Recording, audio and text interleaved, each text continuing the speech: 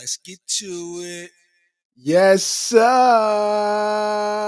You already know what it is, man.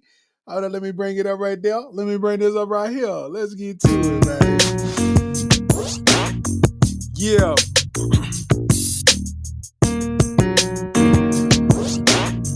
You are now tuned in to the Areola Rollercoaster podcast. This one is episode 36, titled Late Nights in the LBC. LBC standing for Lame Boring City. You understand what I'm saying? Why not? You know what I'm saying? Hey. You know what I'm saying? I appreciate everybody coming in right now. It's Friday night. You ain't got nothing going on. Your sneaky link ain't pulling up. You know what I'm saying? Hey, check us out, man. Oh my God. You are now tuned into episode 36 of the Areola Rollercoaster podcast, man. This one's titled, man, Late Nights in the LBC. LBC meaning lame, boring city, because it ain't nothing going on in Lexington, Kentucky, man. You know what I'm saying? That's the typical thing on Friday nights in Lexington, Kentucky. Ain't nothing going on, and I'm sure that it ain't nothing going on in your city that you ain't already did 900,000 times. You understand what I'm saying? So why not come kick it with me? You understand what I'm saying? Why not? I felt like, man, on weekends that I ain't booked, I might as well make it productive in whatever way that I can. If I ain't going to the gym, I'm going live. We kicking the theory. We be pulling all-nighters, watching Netflix, and we tired of Netflix. You know what I'm saying? So I'm tired of seeing British bank robbing movies. You know what I'm saying? That's all that's on Netflix right now is British bank robbing movies or movies where they mouth don't move to the words. It is 2024 and it's AI that exists. You mean to tell me that we can't find the technology to make the mouth move with the words? You know what I'm saying? This is where we at with it, man. How many British bank robbing movies is it on Netflix right now? We ain't trying to watch those no more. Go, bruv, get the money, bruv. Like, how many movies are you going to tell us to go get the money, bruv? Hey, man. Shout out to everybody that's in this thing, man. You know what I'm saying? Shout out to everybody that's watching from YouTube. Shout out to everybody that's watching from Facebook. You know what I'm saying? Shout out to everybody that's watching from Twitter.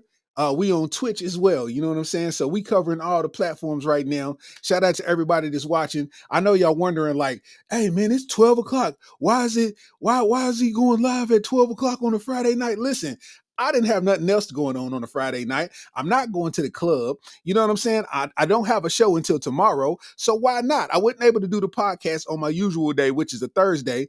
So I decided to do it tonight. You know what I'm saying? And the reason why I didn't get to do it yesterday is, let me go and get this together. The reason why I didn't do it yesterday is my youngest son, Leighton Starks, man. That was his senior night last night. For basketball. So that was his last home game, so it's senior night and I wasn't going to miss that for the world. So the podcast had to be put on hold. So, round of applause for Son. Round of applause for Son, man. You know what I'm saying? So we had to do senior night last night, man. And it was a great night. It was a beautiful thing. And, that made us push it to a Friday late night. But look at this. We got a lot of late nighters out here right now, man. You know what I'm saying? We got a ton of late nighters and I rocks with it. You know what I'm saying? Like, listen, everybody's up. You know, a girl that you hit up and you said, hey, go, you try to, do your little slide in a DM, you know what I'm saying? Talking about go sleep, big head. Listen, bro, she didn't answer back. She's going to answer back tomorrow and say that she was knocked out in all caps. And listen, don't take it no kind of way. She was definitely not knocked out. You know what she was doing. You ended up hitting her up too late and somebody got to her before you could. You understand what I'm saying? So this is what you got to do. This is what you got to do. You know what I mean? Somebody got to her before you did. It's all good. That's how the game go. You know what I'm saying? And she gonna tell you that she was asleep. You tell her you was asleep too. Just you on the ARP right now. We all good. You know what I'm saying? You know what I mean? I'm gonna put the link in the comments, man, and I'm gonna pin this link. This link right here, man, is This link right here it'll put you in the studio. So if you want to get on the video, you know what I mean? You want to get on the live feed, man, you're more than welcome to get on the live feed. You dig what I'm saying? Because we gonna chop it up, man, like it's a Thursday night, like it's any other night. People gonna pop in and out, and it's all good. You know what I'm saying? I just felt like, I got to stay consistent doing this thing, man. I do it all alone. So pass or fail, it's on me. I set the equipment up, I break the equipment down, I do it all. You know what I'm saying? One man band. Yeah, man. That's me. You know what I'm saying? So shout out to that, man. So let me see who's talking in the comments, man. Drew Vallon said, he said, salute from New Mexico. Shout out to New Mexico, man. Shout out to New Mexico, man. You know what I'm saying? I go to the taco truck at least once a week. So salute to what New Mexico brought to what we at. You know what I'm saying? Salute to New Mexico, man. You know what I'm saying? We got New Mexico in the building. Isaac Brown, what up, though? Justin Freeman in the building. You know what I'm saying? Got my boy Chris Wynn in the building. Shout out to my boy. You know what I'm saying? KRS, what's his name? KRS 4883 said you got that James Harden starter kit. Come on with these 06 jokes. Come on, man, with these weak ass 06 jokes, man. You know what I'm saying? If you don't get your 2010 joke telling ass on somewhere, man.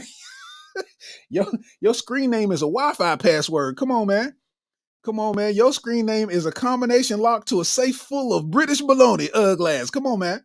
Get your ass out of here, man. You know what I'm saying?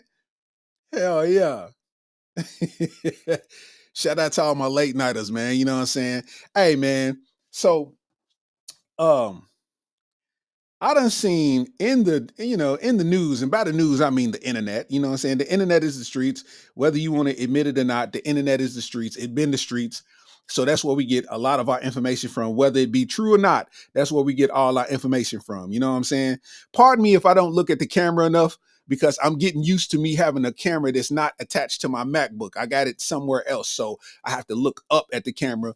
I'm used to looking at the screen and the camera was attached to the screen. But, that's what happens when you upgrade. You got to, I'm used to doing this the poor way, I'm used to doing it that way. But, to start it out, man. Let's get to it. I don't know if y'all know this or not, right? I'm from Lexington, Kentucky. It's a few people in here from the city, man, that's from Lexington, Kentucky. Born and raised. Chris Wynn, man, Triangulum. We went to the same elementary school. You know what I'm saying? Went to the same middle school. We came up together, same hood, all of that, man. Ran the streets, all that, man. We did all of that together, right? So I'm going to tell you, with us being Lexington natives, Kentucky natives, right? A lot of people out of town always assume that we are people who, since we in Kentucky, that we always eat Kentucky Fried Chicken. Like, that's a common thing that they place on us. Like, man, I know y'all got Kentucky Fried Chicken. I know y'all be tearing Kentucky Fried Chicken up. Check us out. We don't. Okay, we don't. I can't tell you the last time I've been to Kentucky Fried Chicken. It's probably been a decade ago.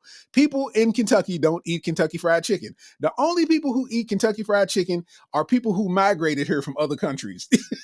That's the only people who eat Kentucky Fried Chicken. We don't eat no KFC, brother. We don't eat no KFC, bro. For what? We ate that as kids, and even then it wasn't all that good. You know what I'm saying? Ain't nobody eat no KFC. I ride past KFC and don't even bat my eye to look that way. Not even a chance. So that's something that you learn, that people in Kentucky do not eat Kentucky Fried Chicken. We do not.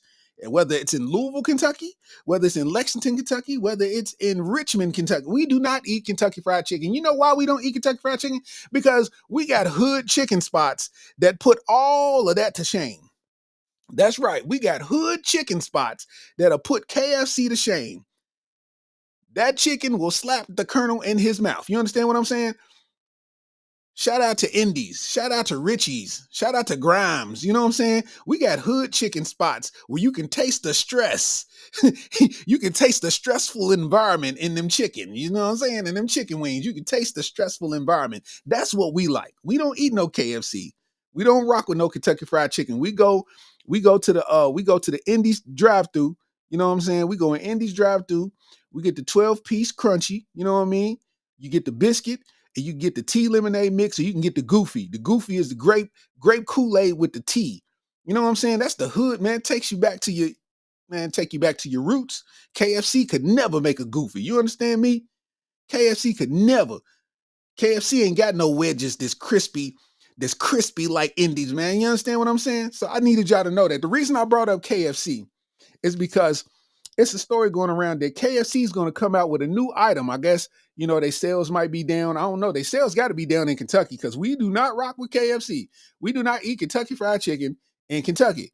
So I guess they trying to boost up, bringing people back into the store. So they're trying to change menu items. So they said that they add into the menu a chicken pizza. I'll say that again. They are launching an item that is a chicken pizza. If I can show you on the phone, I don't know if you can see that, but that is literally a chicken breast, a fried chicken breast, and it got cheese and pepperoni on it with tomato sauce. It's not no bread crust. The crust is the chicken breast. And then they put tomato paste, cheese, and pepperoni. Like that's gonna get somebody there. That's gonna make me be further away from you, Kentucky Fried Chicken. Let me find out that you eat a chicken breast pizza, and I'm gonna slap blue fire out your mouth. You understand me? If you eat a chicken breast pizza, I'm slapping blue fire out your mouth. Ain't no way that I'm gonna, fam. I'm not eating the chicken breast pizza, man. I got kids. I am a father. How am I going to set an example for my little ones? And I'm sitting here eating a chicken breast pizza. They over daddy going through it. I don't know what daddy going through. What's wrong? Why you think daddy going through it? He was eating a chicken breast pizza. Like,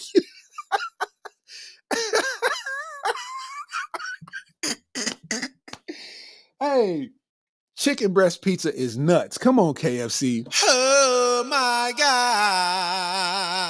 God. Come on, KFC. We're not doing that, man. We are not doing that, man. And I mean, KFC, the chicken is already greasy. So to add tomato paste, cheese, and pepperonis on top of it, bro, come on, man. Stop playing with me, man. Ain't nobody eating that. That is that is Muppet Baby food. That's what they ate on episodes 3 through 5 of Muppet Babies. We're not doing that. We are not doing that.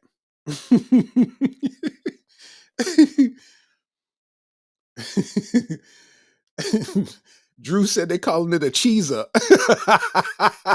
A cheetah. They eating a cheetah. What? Hey, Chris, it is a chicken parm once you think about it, though.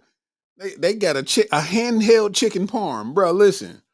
Let me find out you eating a chicken breast pizza from Kentucky Fried Chicken, bro. It's like, oh, bro, fam must be on that powder again. That's the only way. You got to be going through it in life to eat some chicken breast pizza. I know a homeless man to turn that down.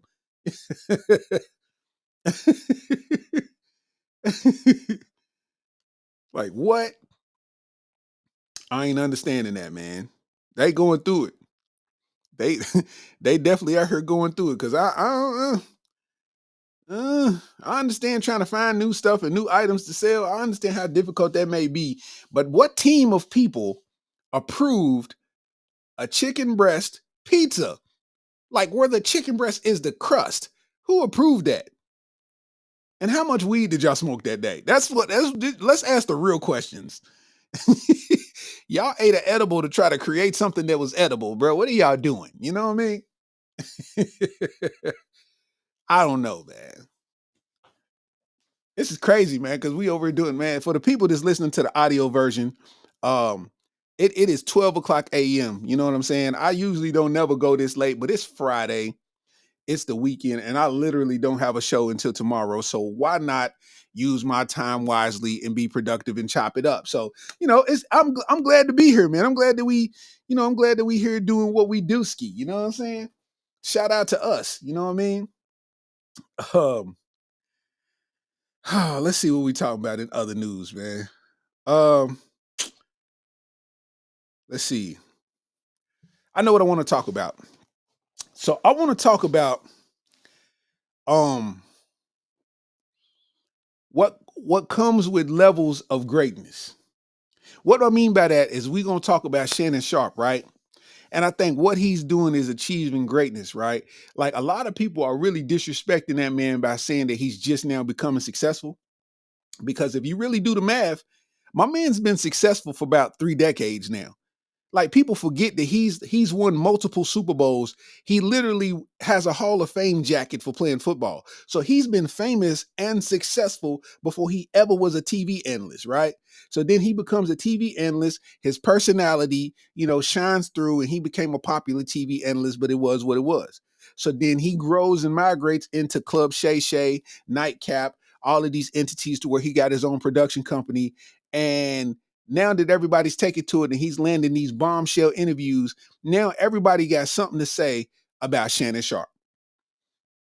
It's almost like I was talking to somebody the other day, and we was talking about making it, and it's like everybody wants to achieve the goal until they achieve the goal and realize that the process was the best part of it. Because now that he's achieving his goal, a lot is coming with it. A lot of people hate to see one man be successful in something that he did because they are thinking about, whatever that they did that didn't, become successful. And I think a lot of people's hating on Shannon Sharp. They starting to show their hand. I ain't even talking about Mike Epps and all of that. Like, I think the ordeal with Shannon Sharp and Mike Epps is, you know, Mike Epps was telling a joke. That's part of the game. When you start dealing with comedians, somebody's going to crack a joke and it's going to be a funny, insulting joke. That's part of the game. That's just what happens. But Shannon Sharp, you got to think, Shannon Sharp is cut from a different cloth because he's used to battling. You talk smack, he's backing it up, with physicality. You know what I'm saying? That's what he knows. That's why he reacted the way that he did, because he's taking it like the same way he would on the football field. You know what I'm saying? Until somebody got in his ear like, yo, that's not going to keep the money flowing in if you catching the attitude every time somebody say something about you. You know what I'm saying? And he let cooler heads prevail. Him and Mike Epps is cool. They met in the All-Star weekend. Everything, right? But all of a sudden, a lot of people starting to want to step up and feel like that they need to say something, just randomly on their own about Shannon Sharp, you know. A la Eddie Griffin, a whole legend in the game.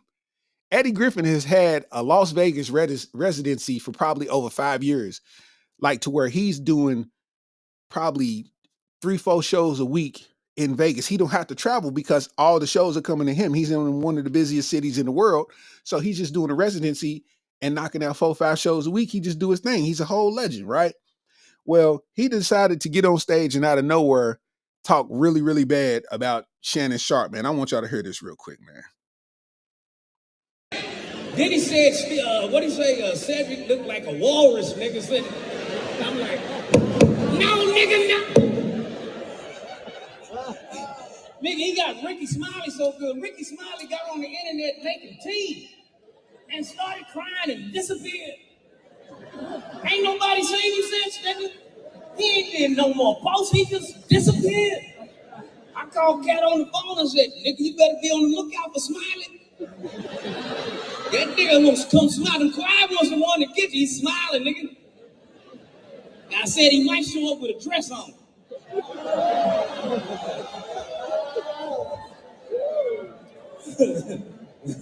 Shit, me and Cat, the last two that ain't worn a dress, nigga. I called that nigga. I said, nigga, let's do the non-branded dress tour. That shit'll be hot like a motherfucker. I said, Check this out right here. Yeah, Shay Shay. Yeah. Gay. I don't give a fuck, that nigga gay, nigga. That nigga sitting there with them tight ass pants on, with his balls and dick all over Cat's face. And you remember Cat kept looking the other way.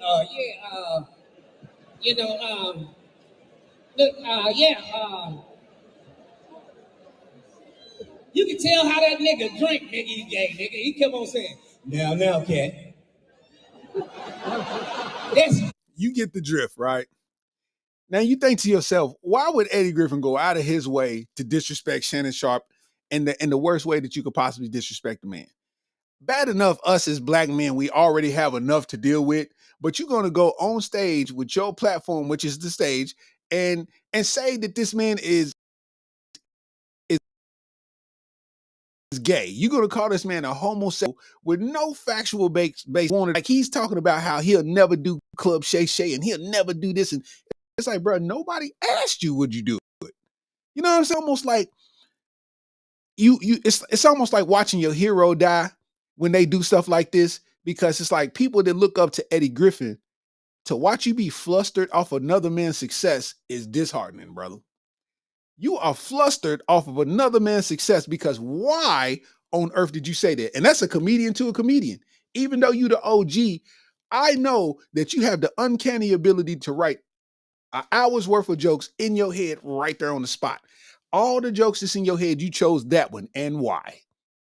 Because something about his success is rubbing you the wrong way, because you still having to do 4 shows a week and this man is on the internet clocking millions at this point. You see what I'm saying? It's a dirty game out here, man. Shannon Sharp didn't sign up for this. He didn't sign up to have comedians on his bad side. You got Corey Holcomb talking bad. You got Eddie Griffin talking bad. You know what I'm saying? It's like everybody's having something to say to the point where now this man can't do no right. Shannon Sharp they showed a clip of Shannon Sharp going to a church here recently, and he spoke at a church. He had on the same kind of outfits that he be wearing on Club Shay Shay, like the hoodie, the athleisure. That's what they call it, where it's just like athletic wear. You know what I'm saying? So he gets up and he speaks at the church, and all you could see in the comments was people talking about the fact that he didn't have a suit on. Now, y'all don't watch this man on First Take for years and years and years, wear a different suit every day. And you're going to talk about the one time that he don't. Just because you wear a suit to church don't mean that he has to wear a suit to church. You see what I'm saying? It's like, what's really good? What's the real problem that you got with Shannon Sharp? Because it can't be what he wore at a church. It can't be. If the people at the church ain't upset that he didn't wear a suit, why are you personally taking it to yourself to make yourself be upset? You know what I'm saying? Like, you got to ask these type of questions, man. It's something about people being successful that rubs people the wrong way. That's why it's like, if I blurt out an accomplishment on my own, if I blurt out an accomplishment, it's a light accomplishment. I'm not telling nobody nothing that is a deal that's going to be worth some money and some figures, because what's going to happen is people that are in the struggle are going to feel like you stunting on them instead of realizing that you just want them to be proud. You want to possibly motivate somebody off your grind. You know what I'm saying? I know how it goes. Anybody that work at UK hospital can't hear this news. They are going to assassinate you because they do not want to be at UK hospital. Anybody that work at UK hospital, you cannot show them that you did something besides UK and made yourself successful from it. Because they are going to assassinate you. UK hospital don't give nobody, they give a 5-cent raise yearly, if that. I ain't never seen them give more than 5-cent raise. And it's people that's been there 20 plus years and they making $16.50.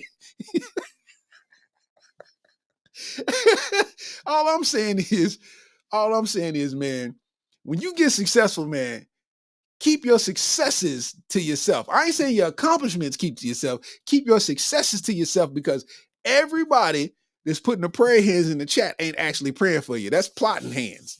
They might be plotting on you. You know what I'm saying? People might think that that praying emoji, they might be prayer hands. That might be Birdman hands. They might be plotting on you. Look here, Playboy. You said you live out Taste Creek, Playboy. You know what I'm saying? It's a different ball game out here, man. They mad at Shannon Sharp for not wearing a suit at church, and if he would have wore a suit, they would have talked about the suit that he had on. You can't get right when you start being successful, man. I'm sitting there thinking to myself, like, man, is that God showing me a sign? Like, do I need to handle trying to be successful different? That's why when I post about stuff that I'm doing, I post in a lighthearted way. I post in a way because people know my story from the beginning. So my core audience knows where I'm coming from when I post this or when I post that. You know what I'm saying? It's like my core audience knows, you know, and I don't never want to get to the point where I feel like where my core audience feel like I'm stunting on them when I'm just simply trying to make them proud. You know what I'm saying? When I see Shannon Sharp, we in two different leagues in whatever we see as a goal, right? But I see that and I clap because it's like, bro, for somebody to be successful in one career and then retire, become a Hall of Fame legend, and then be successful in a totally, completely different career, bro, you can't do that. That's amazing. That's amazing. You got to realize how amazing that is. Because look at Paul Pierce. Paul Pierce is having a tough time. Paul Pierce came podcast to save his life. Paul Pierce cannot podcast to save his life. It don't matter what they talking about. He be like, man, LeBron ain't even all that. Like,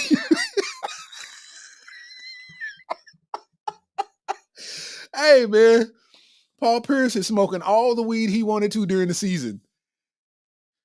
You look at Shay Shay, man, and how he's handling his business. He done turned it into a production company. And then you look at how Paul Pierce podcast. Paul Pierce.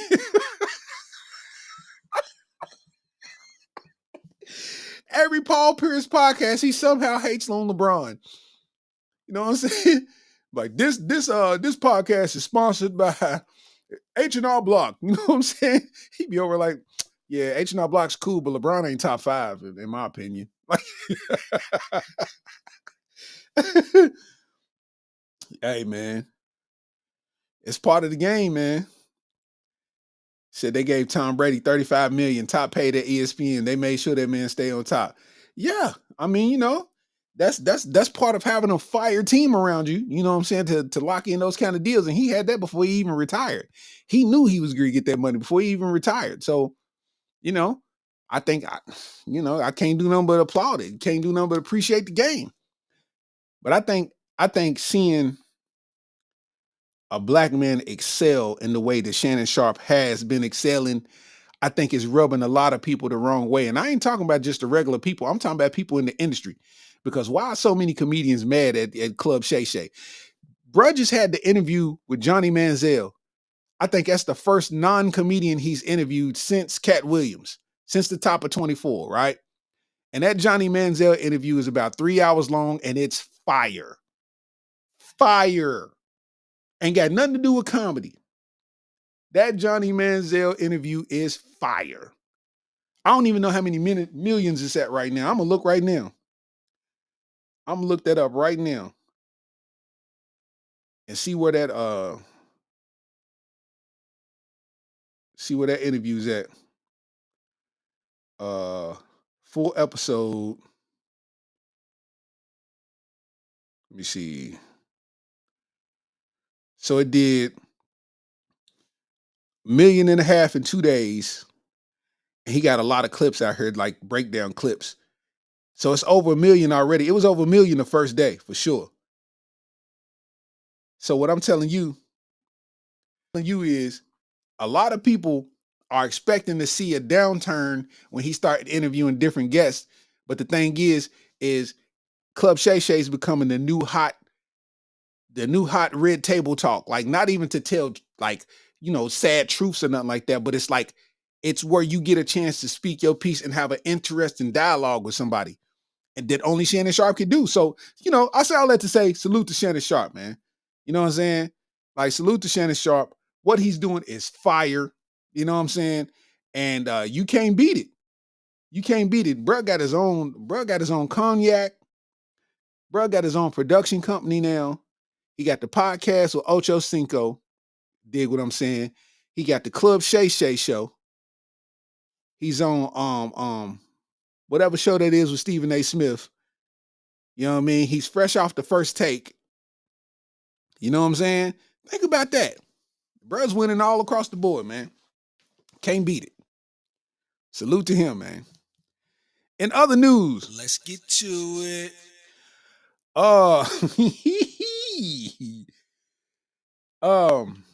So I learned some things today. I learned what a CPN is. CPN. Charles Percy Nancy. CPN. CPN stands for credit privacy number, right? And I say that because a woman in Atlanta, Hello, ma'am. How you doing? a woman in Atlanta ended up getting arrested for using a CPN to purchase veneers. That's right. She went to the dentist office and she used, because you got to have credit, like you got to have a line of credit you can't just go in there and pay cash and that's just what it is. No, you got to have a line of credit even though you're paying cash. Like, and that's just the way that they work for whatever reason it is. That's their policy, but it is what it is. So she went and used somebody else's CPN because she don't have her own. She paid her own cash, but what they did is they realized that there was some fraudulent activity going on and they called the police. So they caught this girl in the chair, laid back with the napkin on a thing. The napkin just clipped to the shirt. She had the napkin clipped to a shirt and it went like this. Hello, ma'am. How you doing today? Hey. Let me see your phone real quick. What's your name? Let me see your phone real quick. What's your name? Tina who? Okay. What did you? This is the interaction between her and a police officer. What name did you come here under? My name. Why? You came under here? Are you sure about that? What's going on? Okay, go ahead and stand up for me real quick. Recognizing red flags, the officer took swift action, placing her in handcuffs and escorting her out of the dental office. You got ID on you? Returning forward to jail. Mileage is 14903. Repeating 14903. 83. 233 radio. This is your purse? Yeah, my phone. Show me out at 1950 West. I never paid with a credit card. So now they took her out of the office. They put her in cuffs, right? They take her out of the dental office and they place her in the car and she starts telling everything. Listen to this. Never paid. Hold up. Mutual acquaintance. Do you understand each of these rights as I've explained to you? Yes, ma'am. Having these rights in mind, would you like to talk? Go ahead. That was a yes? All right, I just had to get that verbal yes. All right, so we're here because they informed us that somebody supposedly was using somebody's credit card. No, I didn't use nobody's credit card. I didn't use their credit card. You said somebody's name. Okay. And I paid for myself. I haven't used a credit card. That was the victim on Marlin Drive at that address. You still going to jail, fam. You can clean it up all you want to, but you still going to jail. And not only are you going to jail, you going with regular teeth. Got it from a girl up here, the profile from a girl in Atlanta. And that's it. Okay. I haven't used any credit. I pay with my own money. I went to the bank this morning, got my money out to pay them today. How much did you owe them today? I owed them $8,000 today. And I went to the bank and got the money out to come here. So you never paid with a credit card? So in a nutshell, this girl went to go get some veneers. She paid with her own money, but she used somebody's credit profile to get in there and finish the transaction, basically, because you need a credit profile. I guess it's not credit privacy, credit profile number. You need somebody's credit profile number to complete the process. So my thing is, what if they was like halfway done, like with the veneers, like they only had half the mouth done and she got arrested? Like, do you have to have the mugshot with a half white smile? Like, what's going on? You know what I'm saying? I know she had built herself. She had got her rest. You know what I'm saying? She had ate her final meal because she knew she wasn't ready to be able to eat heavy. You know what I'm saying? She had got herself prepared, then went to the bank. She couldn't wait to get that new smile. She's gonna stunt on these motherfuckers out here, boy. She could not wait, boy, and went to jail with regular teeth. I mean, Oh my God. she went to jail with regular bicuspids, ugly. That is hilarious. That is absolutely hilarious, man, because we in that era, man. We in that era where, what people's doing is I think the new vanities changed. We went from that era of people getting surgery to look however it is that they wanted to look, right? They would go get plastic surgery and they would get their nose done, they would get their teeth they would get everything. Veneers ain't nothing new. You know what I mean? But the surgery side has slowed down a little bit besides, BBLs and all that. But facial surgery has kind of slowed down, and it's starting to turn into everybody getting their teeth done. I mean, all our favorite rappers is getting new teeth, which is wild because it's like, you from the hood, I understand like a Too Short. You needed veneers. Yeah, your teeth was the gap in your teeth was wider than the margin of victory in the Special Olympics. You understand what I'm saying? I understand Too Short. I understand, Nas getting the chip tooth fixed. I understand Fabulous getting the chip tooth fixed. I understand those kind of things. But a lot of rappers that didn't need new teeth got new teeth. And I was kind of confused by that. Like Jeezy got new teeth. Plies got new teeth.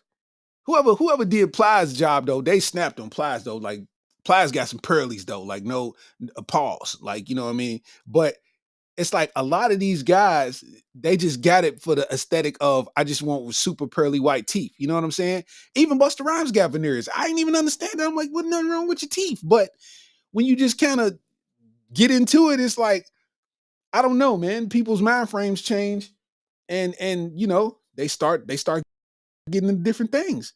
And just because celebrities, just because celebrities get into this, you know what I'm saying? Many people's getting BBLs. They had to drop the price. You get more work when you drop the price. When it's affordable, people's gonna get their bodies done. So they started making them veneers affordable. Because some people be paying $50,000, $60,000. And Joe Budden got veneers. Like a lot of people got their teeth done, but I don't understand if that's not really in your tax bracket. Why would you go and get some veneers in your mouth? Like I mean, I know people who have like calcium issues, you know what I'm saying, calcium deficiencies and things like that to where they teeth, they have dental problems. Of course, get veneers, blah, blah, blah. But there's some people that get veneers and never even needed them. They just wanted them because it's just an easy way to have a crispy white smile. I'm good. What if you get veneers and your breath still stink? Like, how does that work? You get veneers, and your breath still smell like a Saturday morning bucket of mop water. Like, you know what I'm saying? I don't understand it, man. Like, this is why I don't understand it, right? I'm gonna put this up here. Look at that, man. Y'all know who that is. That is pre-surgery Lil' Kim. That is pre-surgery Lil' Kim. Now I'm gonna tell you something, man. I don't know what she saw that she didn't like, but pre-surgery Lil' Kim was a dime piece. Pre-surgery Lil' Kim is fire. Pre-surgery Lil' Kim, listen, man, if she knew what her natural face possessed, I don't think in that era nobody would have been seeing Lil' Kim. You get one surgery turned into two surgeries turned into four turned into 8. Because you're never going to be satisfied with these procedures that get done because you're constantly looking at the imperfections in your face. Dig what I'm saying? I couldn't imagine getting something done to my face and looking at an old picture of myself and be like, dang, like, man, I kind of was better back then. You know what I'm saying? I don't know, man. To each his own. But these veneers, this surgery, all that kind of action, it ain't for me, man. It ain't for me, man. I just, you know what I mean? It ain't for me. It ain't for me, man. Like, you got to take me how it is. I might get some Invisaligns, you know what I'm saying? Something like that. Straighten the tooths out a little bit, but I ain't gonna go too heavy right there, man. Like, you know what I mean? My nose is what it is, bro. We got to roll with that. My chin is gonna be what it is. We got to roll with that. It's people getting their lips done, getting their cheeks filled up, people getting their skin pulled back. Like, it's too much work going on, man. It is too much work. What are they doing with the leftover meat from these surgeries? That's what I want to know. What are they doing with the leftover meat from all of these BBLs? Some of it's fat transfers, and some of them, they doing other stuff with that meat. Honestly, I think they selling it to the Chinese vendors in the mall, and that's where they get their General Tso's chicken from. You know, Yeah, because without the sauce, I'm sure it tastes like BBL meat. For real. For real. If someone got veneers and your breath smell like Dennis Rodman's little ring, something wrong. Hey, listen, man. I know somebody who got some veneers on the top and they didn't get the bottom done yet. So it's two different contrasts of color. It looked like a Buick. Every time they smile, I just think Buick. You know what I'm saying? Buick Riviera smile having there.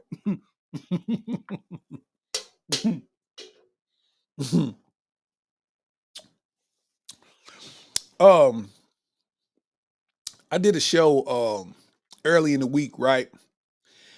And like 13 years in the game, I think the first 6-7 years, maybe the first 6-7 years, I used to hit a lot of mics. And if you don't know what a mic is a room that is not your typical showroom. It's usually a business of some sort, and they just letting you do comedy in the business, whether it be a bar, a restaurant, it could be an office space. Some people have had shows in a basement, and people, you know what I mean? Like it's just a mic. Like a lot of people come up and just work out jokes. They call it working out. You know what I mean? Because you're working out material.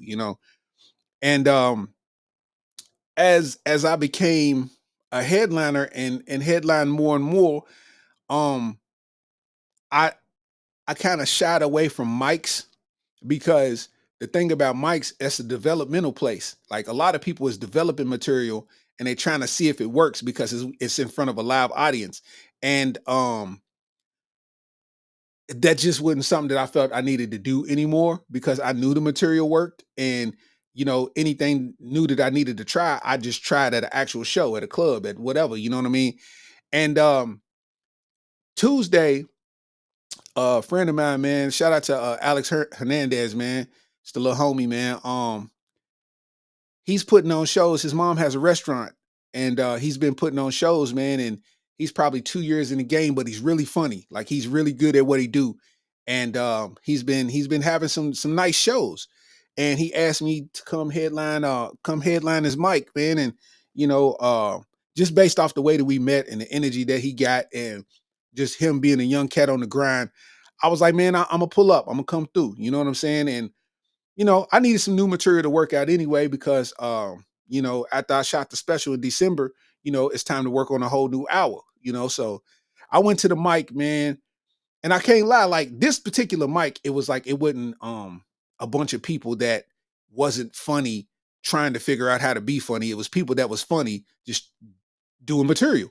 So, I come and close the show out, man. And when I tell you I had a good time, man, and the new material was fire, I posted a clip. From it, and a lot of people was rocking with it. They was enjoying the clip. And I was just trying stuff, man. You know what I mean? I was just writing stuff there on the spot and just seeing what it would do, man. And I had a good time because that's just kind of how the comedy game's working, man. Like, a lot of people's focused on these people who's already made it in the sense of they doing tours and arenas and this, that, and the third. They actually get in the mind frame of thinking that nobody exists that's as funny as them outside of them. And that can't be further from the truth. You know what I'm saying? And it's just a thing. It's like people hear Beyonce sing and they think that nobody else exists that can sing that good. It is, they just don't have the push. They don't have the light. They don't have the time to put into it that the next person got. You know what I'm saying? And that's kind of a thing, like, that's kind of a thing. And I bring it up for the reason of saying that a lot of people in the grind are funnier than the people that you see on TV. Some people you may never know, and some people you'll find out sooner or later. But it's a lot of people out there that are extremely hilarious, but whatever happened in the course of their life, they couldn't put as much energy into it to get successful as the person that's successful. Don't mean that they know worse. Don't mean that they know better. I know an OG right now. Bro was touring the country, headlining everything. He was on Sirius XM, TV, you name it. He was everywhere. And then whatever happened in his life, I've never asked him. Whatever happened in his life, things slowed down. The love for the game didn't slow down, but things slowed down to where, he got to figure out how he gonna get work.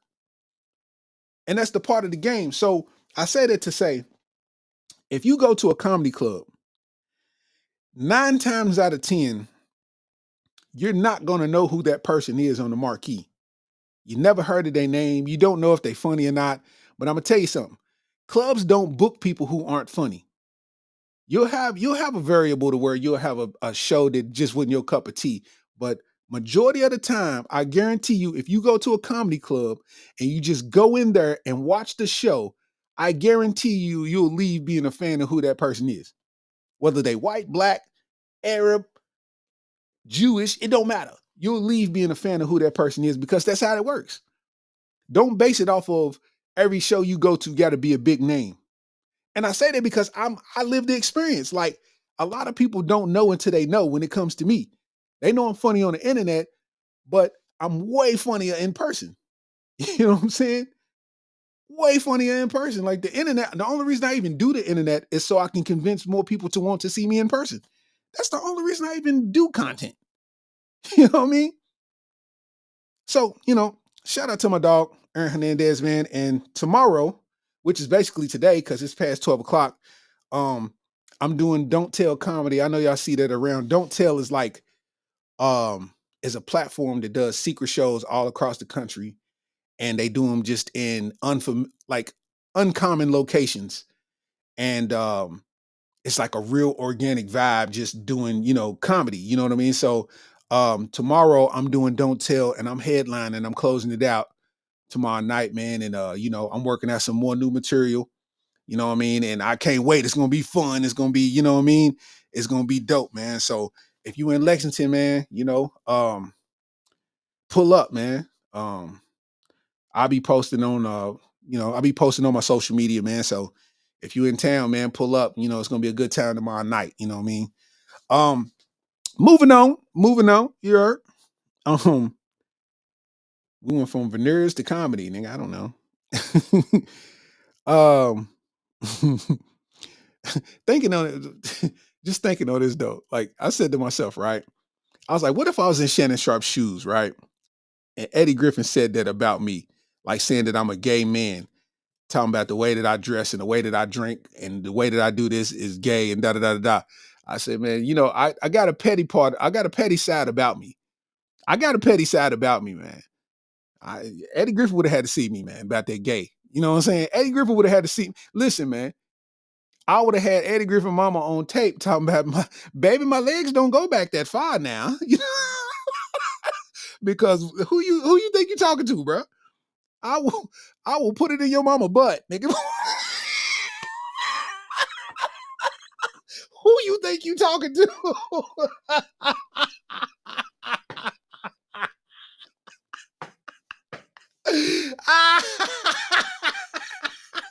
Who do you think you talking to, bruh? I will sacrifice everything to make an example.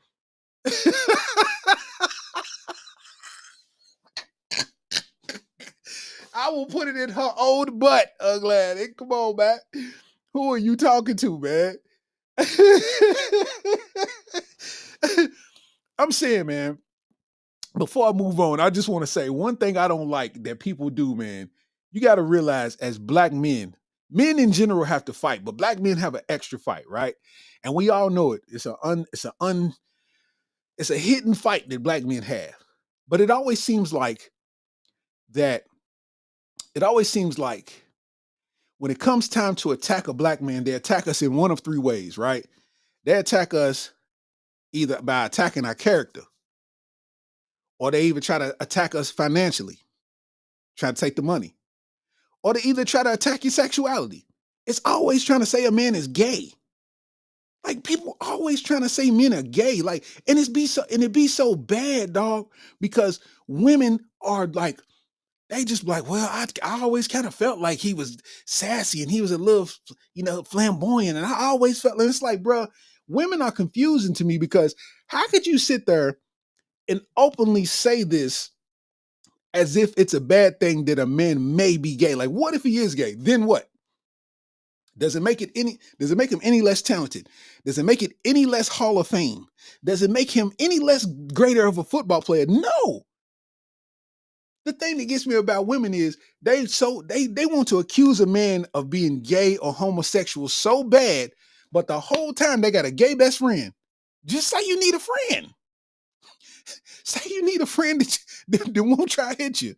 You know what I mean? They won't try to bust your guts up. Like, just say you need that.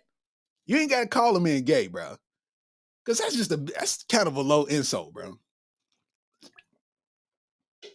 Let's be honest.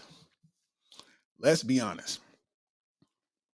I don't know, man. He better man than me because I would have had it in Eddie Griffin mama chest. You hear me? Put it all up in her chest. Hey, you talking about? I would have shot, and to be even more disrespectful, I would have recorded it on an Android. You know, I would have recorded it on an Android. Hey, you talking about? I would have pulled her wet set out. Hey, you talking about? Oh man. Johnny, you right, man. So they always emasculate the black men off the rip. No other race, but I mean, it's true, man. They love to try to say that we gay and all this kind of stuff, man. And it's like, come on, bro. Like, stop it, man. You know what I'm saying? It's disrespectful to the people who actually are gay. You know what I mean? I have a gay family member. You know what I mean? I have a female that transitioned to a male. You know, I don't love her no different. It's regular as hell. Like that's just what you identify as. Now, I mean, is it weird how you wear your pants? Sure, because you are walking a little bit too hard. This is not a DMX video. You ain't got to do that. Like, but it is what it is, man. You know, and I don't like the fact that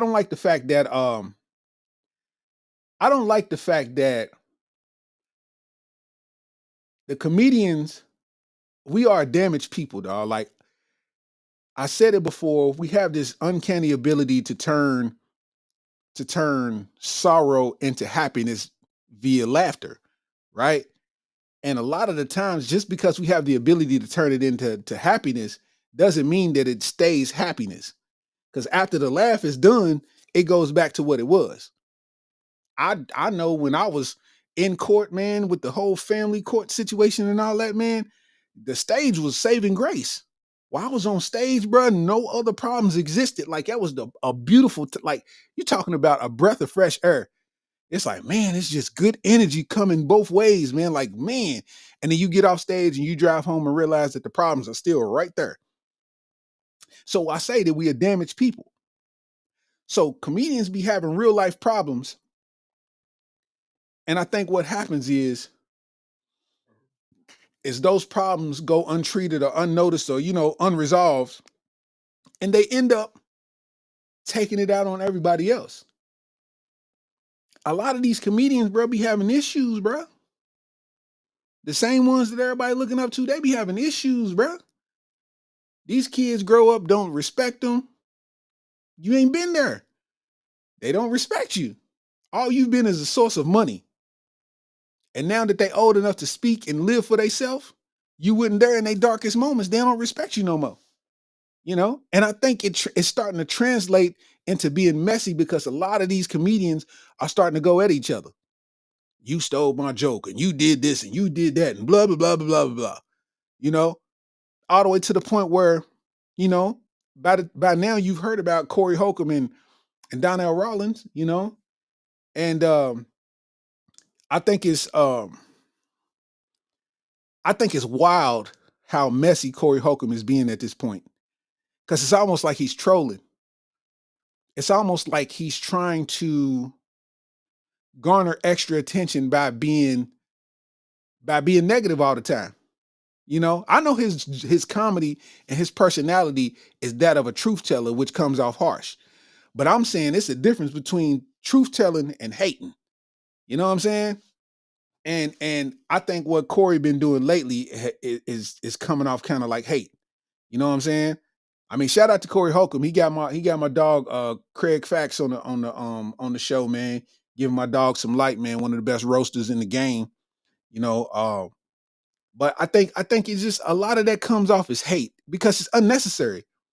Like the things that he's saying about other comedians, it just doesn't make sense for real. You know what I mean? So they was at the Laugh Factory in LA. And Donnell Rollins had just got off the mic. And I guess he thought that he had left the room. And Donnell Rollins might have went over a little bit on his time. So Corey Holcomb basically, got up there and took a shot at him, said he's a mild comedian. And don't forget that, Corey Holcomb just dissed Dave Chappelle and said that Dave Chappelle be bombing all the time. Like, yeah, everybody look up to Dave Chappelle, but they don't be knowing that Dave Chappelle be bombing. And it's like, bro, you ain't had no reason to say that, and Dave Chappelle's kind of too big to respond to that. You know what I mean?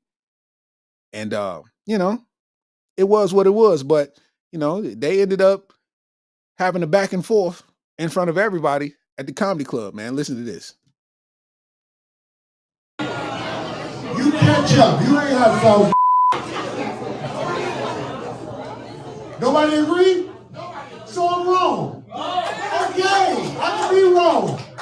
I'm talking about, but we at the what is this called? This is the Laugh Factory. If we was at the Savoy, you wouldn't be able to be up here that long. You would be like, get your whole ass down. I came up in the hardest rooms in Brooklyn. And what happened? And you ain't never with them You rooms. just yelling. Calm Because down. I don't have a mic. I can talk to you straight up. You want to talk about it? You saying I'm mild. You saying I ain't come through the streets or the gutters is straight bull. And if you want to ask somebody, ask the mother that you know. LD. Listen. This be fair. Fair conversation. That's Larry. Way to No. go. Let's be fair. Let's be fair and real. You say you keep it 100. Know how I get down. How? 32. I rip. You rip mics? I rip. You ask any ever see me bomb. Anybody. And you ask anybody that don't know me, I keep it gangster. I don't say you. No, you trying to say I'm a bum. I ain't no bum. No, I didn't say And you. saw Your is mild. your mild comic is totally off. So you a strong guy. I'm a beast.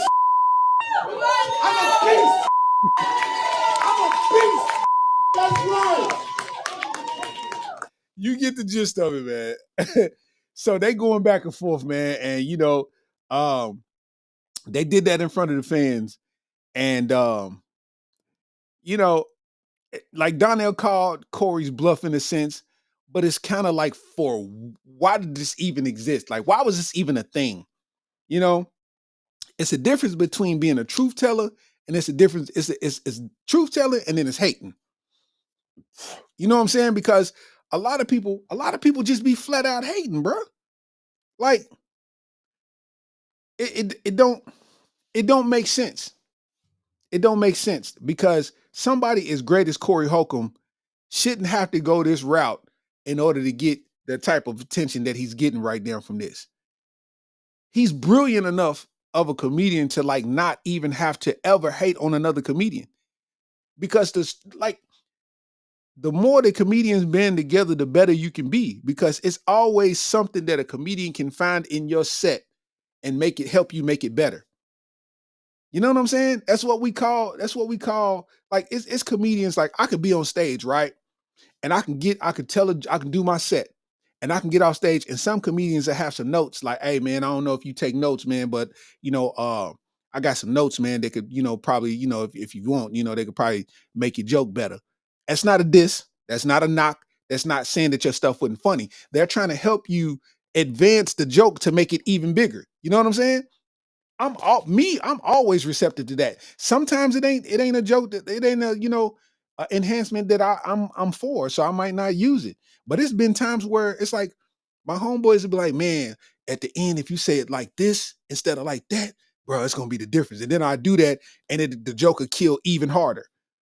That's how it works. A lot of these guys, man, listen, these cats be hating on each other, talking bad about each other behind each other's backs, bro. Shit don't be making sense to me. And see, my thing is, I don't want to hate. I don't never hate on the next comedian. It doesn't. It don't do me. It really don't do me no good. It don't do me no justice to hate on the next comedian.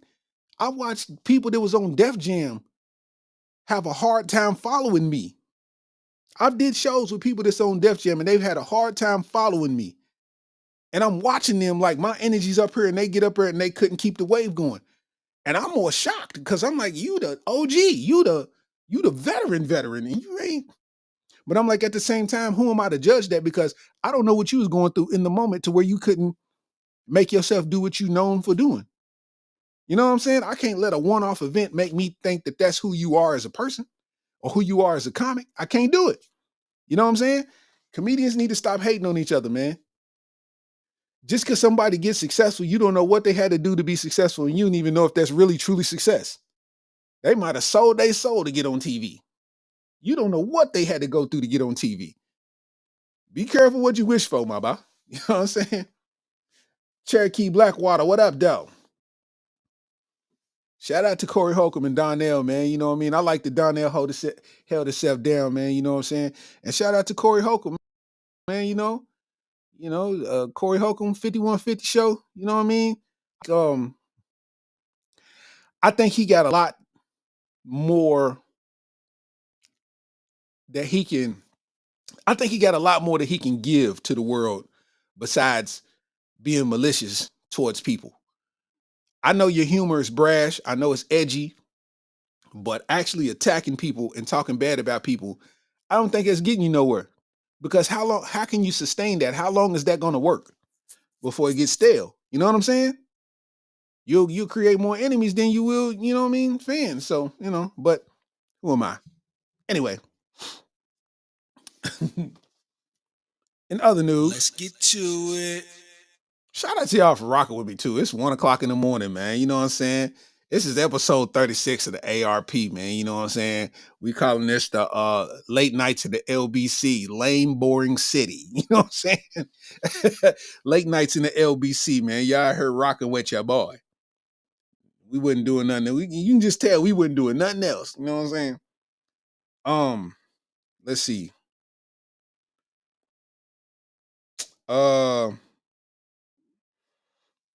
So this news headline says Airbnb host sued by guests for sending his wife a photo of him with another woman after he refused to pay $960 in fees and left a bad review. I'll say that again. An Airbnb host is sued by a guest for sending his wife a photo of him with another woman after he refused to pay $960 in fees and left a bad review. I'm going to read this story. It said,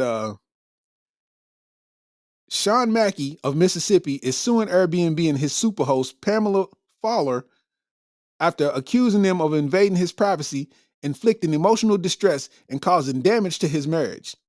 Mackey initially filed his 22-page complaint in September 2022, alleging that Fowler sought revenge after he refused to pay $960 in fees and penalties after having extra guests and breaking house rules. Mackey had rented a house in Memphis, Tennessee for a weekend reunion with old friends, booking his stay for September 9th through 11th for himself and 3 other guests who all had tickets to a football game. Mackey said he told Fowler about having extra friends over for dinner at the 3-bedroom, 2-bath home, listed at $557 per night. Upon arriving on 9/9, Mackey sent a list of 9 people, noting that 4 or 5 will be staying over, to which Fowler okayed. However, she claimed that she received numerous complaints after much back and forth. Mackey checked out his plan, and on September 19th, he received a $960 bill from Airbnb, which included a $160 fine for the extra guests, $250 for breaking the rules against the local guests and excessive noise, and another $300 for moderation of the review. He refused to pay that, and on September 20th, Fowler continued harassing him and emailed his wife a security camera photo of him and another woman coming into the home after 3 a.m. She also allegedly threatened to put the content on YouTube because the file was too large to text. Mackey said the Airbnb would not consider Fowler's alleged actions, and in her December 22 2022 countersuit, she denied emailing Mackie's wife. Fowler also filed a motion to dismiss, along with Airbnb filing a motion for both parties to undergo arbitration. Mackie has until February 21st to respond. Whew! What do y'all think about that? Oh my God. What do y'all think about that? What the fuck what do you mean? How? How have you? Oh, man. You're just ruining it. Look at my lips. You're ruining it.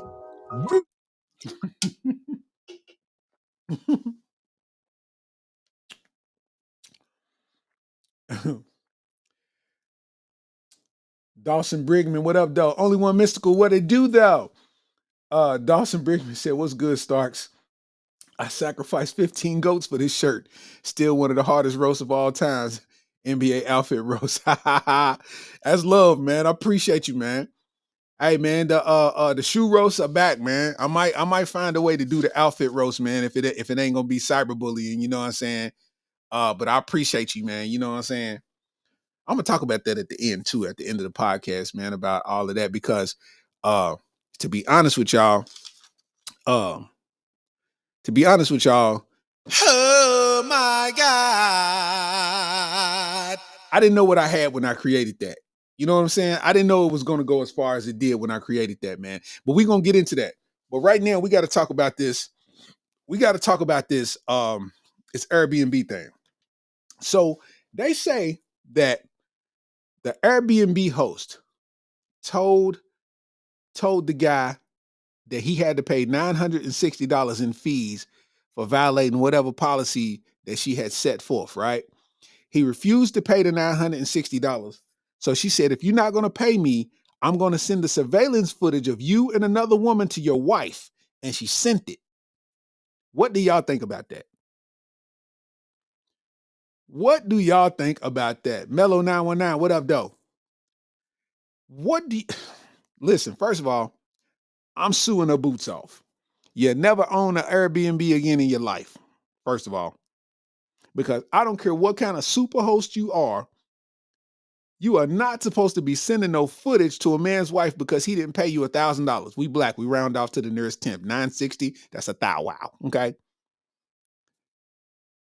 I'm talking about what in your head told you that it would be okay to send that man's wife footage of him with another woman when he paid you for your property. You didn't get into business to be messy.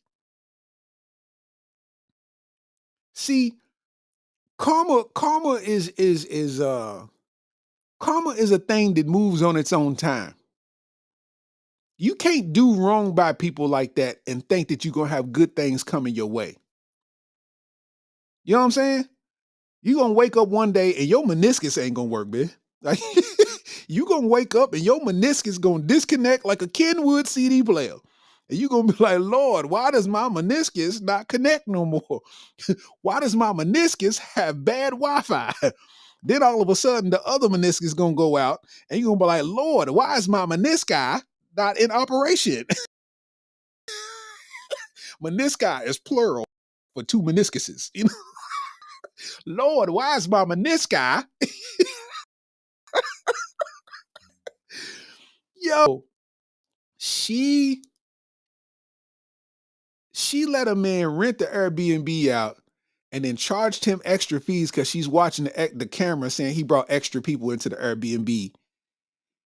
And then when he refused to pay, which she could have took him to small claims court, and under contract, he would have had to pay the money. But instead, she took the surveillance footage, told him if he don't pay, she's going to send it to his wife. And she's like, you can't never take that back. And you sent it thinking that you still going to get your money. Like, only one mystical said, I like, for real though, what trauma in your life made you say, well, I'm going to show him. Let me send this video of him and a woman that ain't his wife. How is you as a super host know what this man's wife looked like? How do you know he's even married?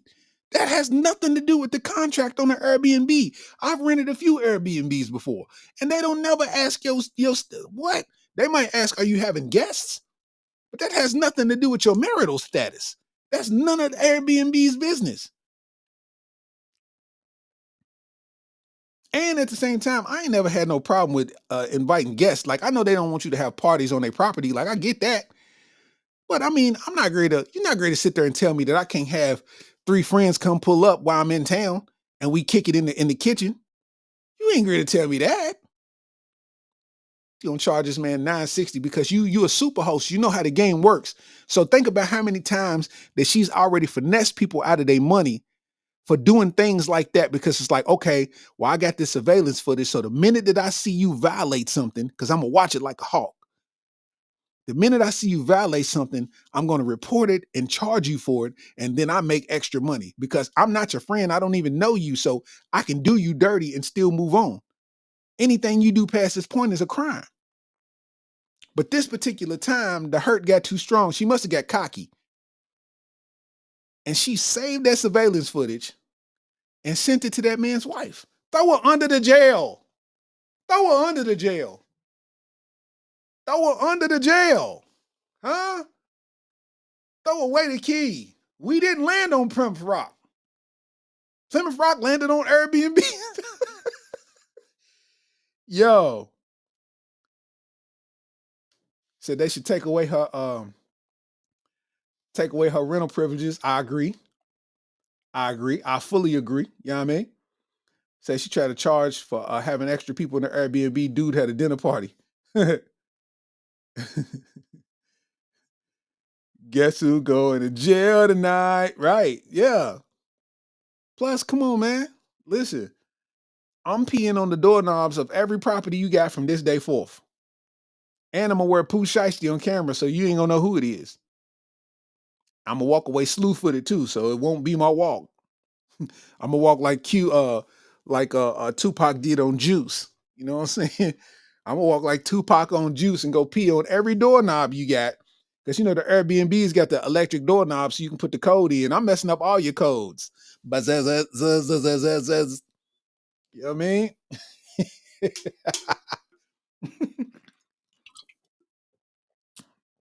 Yeah. Yeah.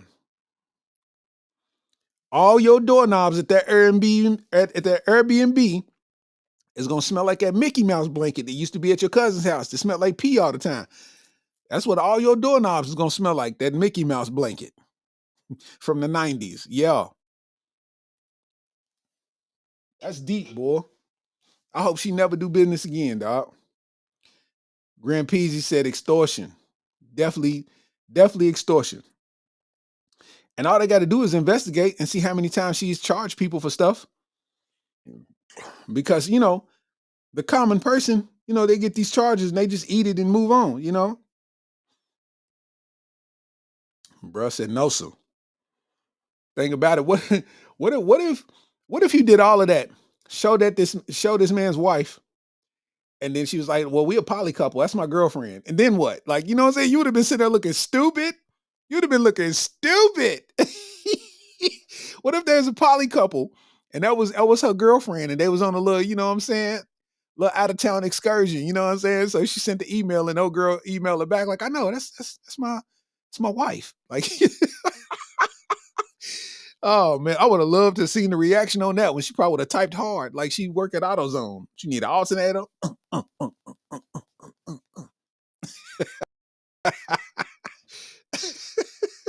For real, man. It, man. I just don't understand it, man. What the fuck what do you mean? How have you, oh man, you're just ruining it. Look at my lips, you're ruining it. I don't know what it is, man. That's why somebody had you know, and I ain't trying to be sexist. This is purely comedy and meant for the sake of laughter. But it's like, I remember when Hillary Clinton was running for president, and somebody said they're afraid for Hillary Clinton to become president because what happens when she's on her period. Like she gonna hit the button, she gonna hit that nuke button when she on her period, boy. You know what I'm saying? Because women are emotional creatures, man. And they do a lot of unrepairable things.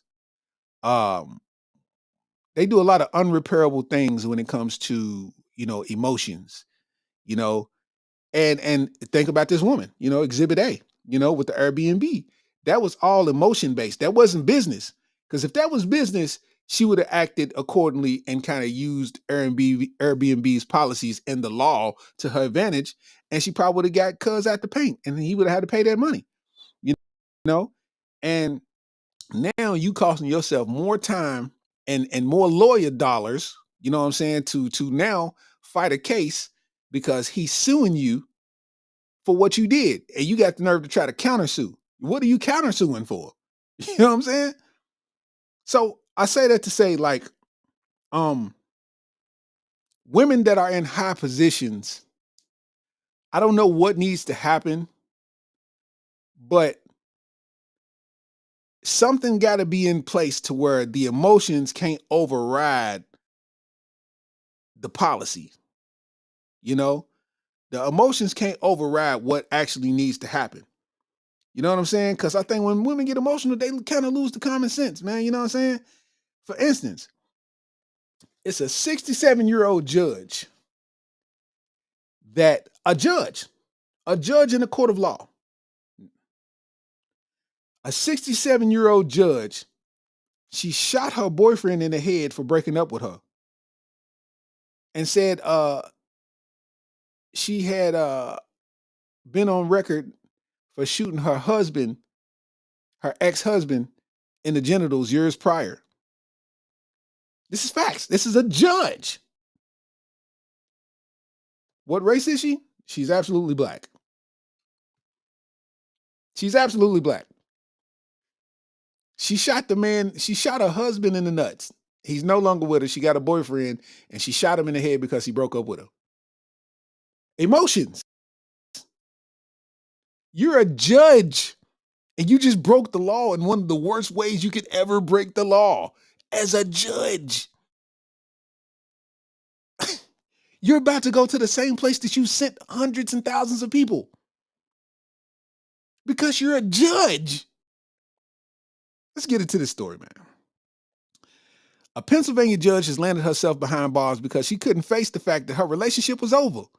Judge Sonia M. McKnight, 67, was taken aback after being told by her boyfriend, Michael McCoy, that he was leaving her and he needed to move out of his home.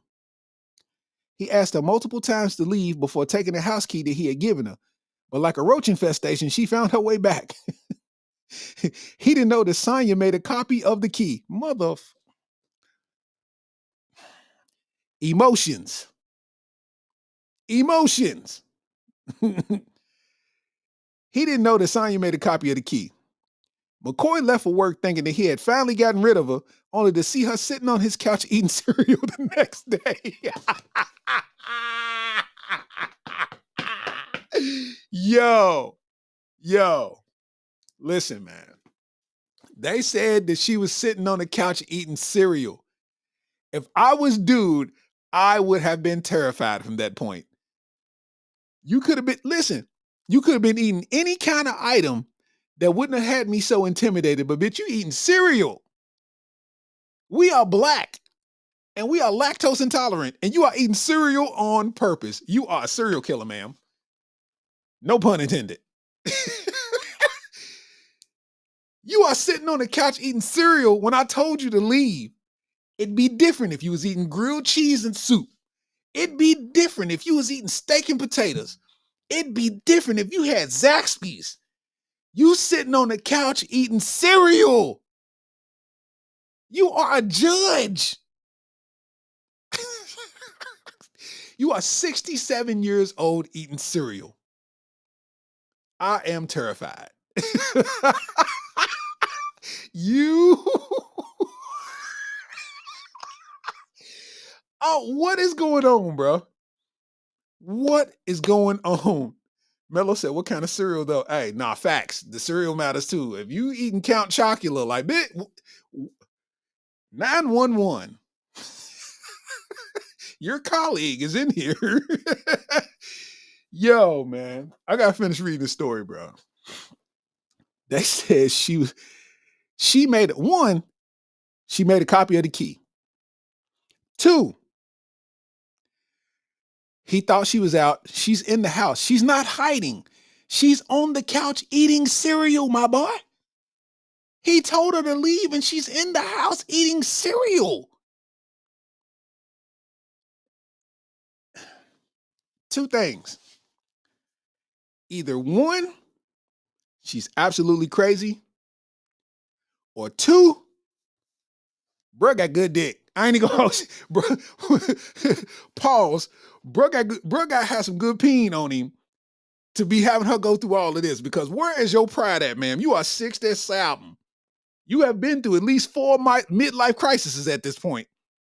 You are 67 and you refuse to leave this man alone. So much so that you fixed yourself some breakfast and it wasn't even breakfast time. Like, you didn't know when he was coming home. It's 7 p.m. You eating cereal. I'm going to die, ain't it? I'm about to die, ain't it? Huh? Don't tell me. I'm about to die. Is that cereal? Is that Count Chocula? At 7 p.m., I'm about to die, ain't it?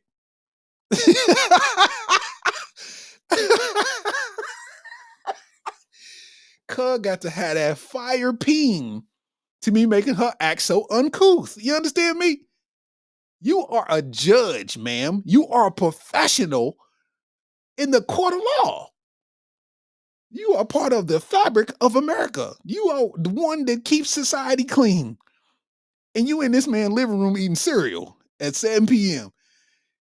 You eating soggy Cookie Crisp. Ain't nothing worse than soggy Cookie Crisp. What is this, dog food?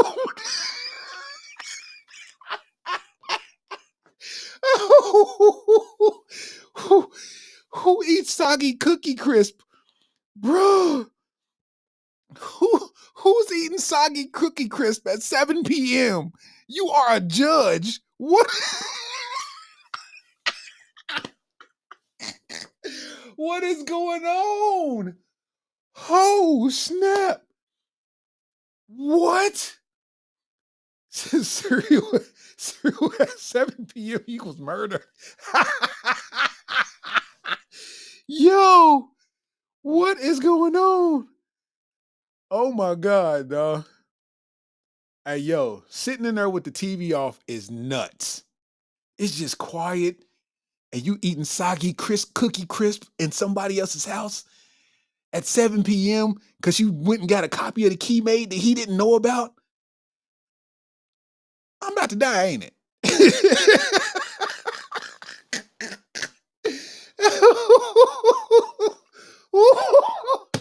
I can't even get through the story, man. Hold up. Okay.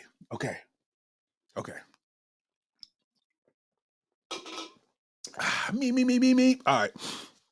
Ooh. All right. McCoy left for work, thinking that he had finally gotten rid of her, only to see her sitting on his couch eating cereal the next day. She left McCoy no other choice but to say the scariest thing you could possibly say to a black person.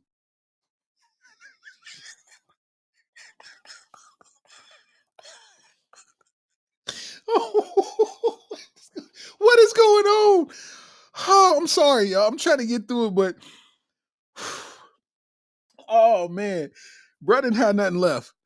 Okay, I got to start over because I got to start that part of the story over because this is like a good novel. Like,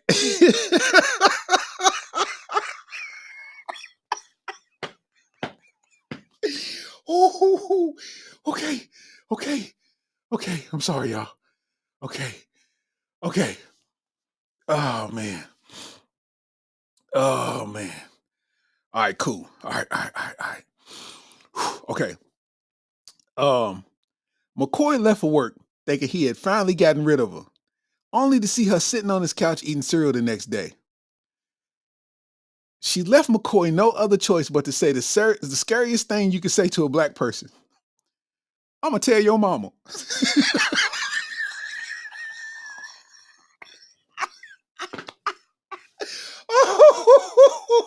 Whoa. 67 said, I'm going to tell your mama, fam. Yo, listen, he was real life scared at that point. So he said, I'm going to tell your mama. That's when Sonya said, oh, you really serious? When McCoy went to sleep that night, he was awakened to a hole in his head and pain in one of his eyes. Sonya had shot him, but was pretending as if McCoy did it to himself. What have you done to yourself, she asked. When police arrived, they found gun residue on her hands. This isn't Sonya's first time pulling out that fire, though. In 2019, she was cleared of all charges after being accused of shooting her estranged husband in the penis. She is now being charged with attempted murder and aggravated assault. McCoy, he is unfortunately blind in one eye now. Sonya decided that if she has to live with holes in her heart, she's going to leave these men with one too. Thank God they survived.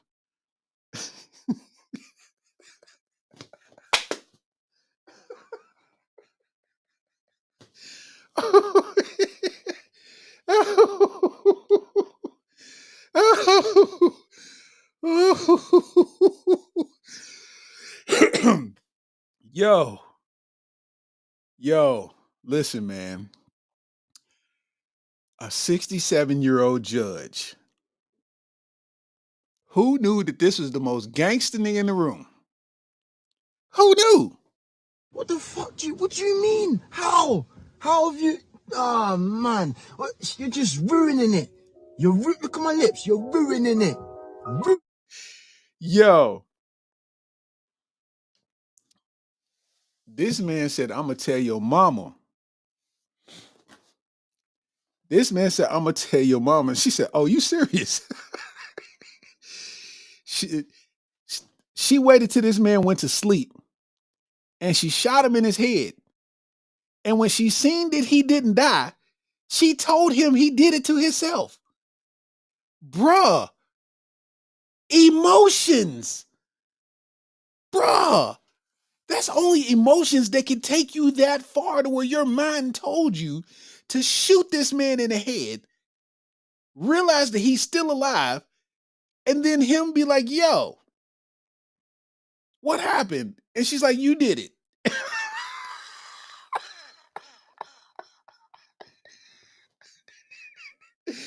Fellas, listen, you got to see the signs early in life. You got to read the room. You got to see the signs early in life.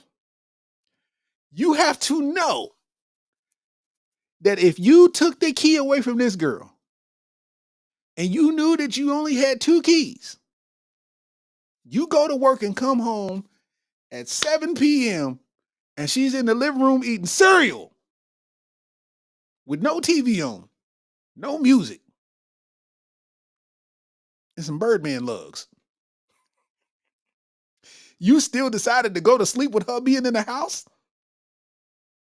You got to be out your brain. I'm going to tell you what I would have did.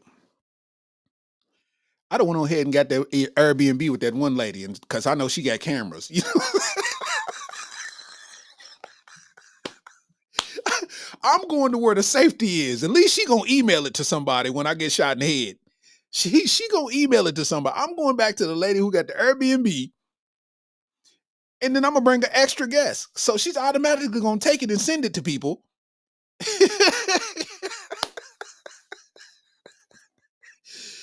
Yo, you got to read the signs. You got to read the signs. You're ruining it. You're ruining it. You're ruining it. What the fuck what do you mean? How? How have you... Oh, man. You're just ruining it. Look at my lips. You're ruining it. Oh, man. Whoopings at 67 is egregious.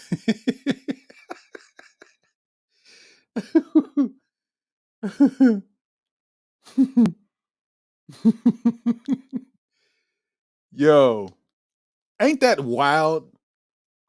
Like, that's hard to recover. That's hard to recover after that. Like, just imagine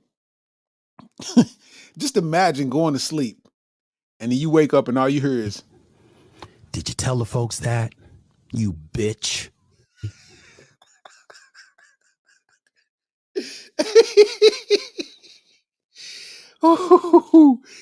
yo, can't make it up if I try. Oh my God.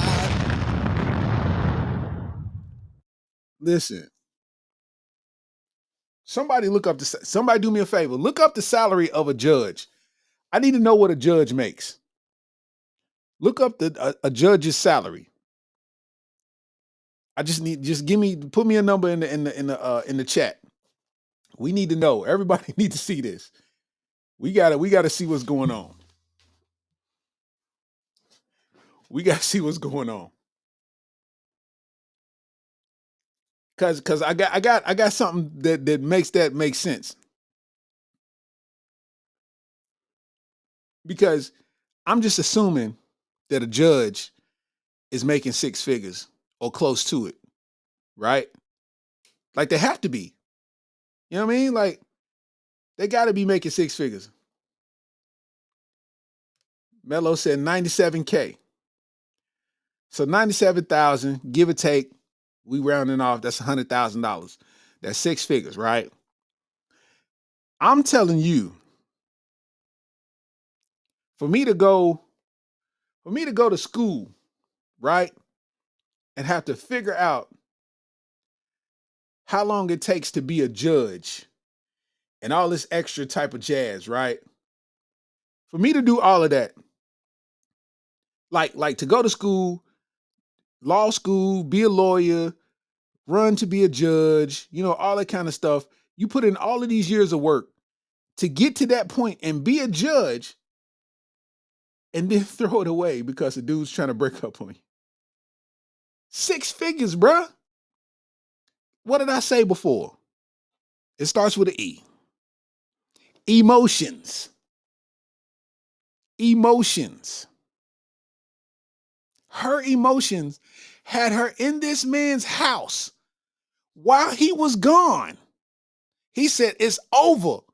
I don't want you no more. We are finished. We through. And she said, I bet. And went in there and fixed some cereal, bro. I'm gonna die, ain't it? You gonna kill me, ain't it? That's the only, like, what? You eating Dig'em Smacks. You eating Dig'em Smacks at 7 p.m. in somebody else's living room.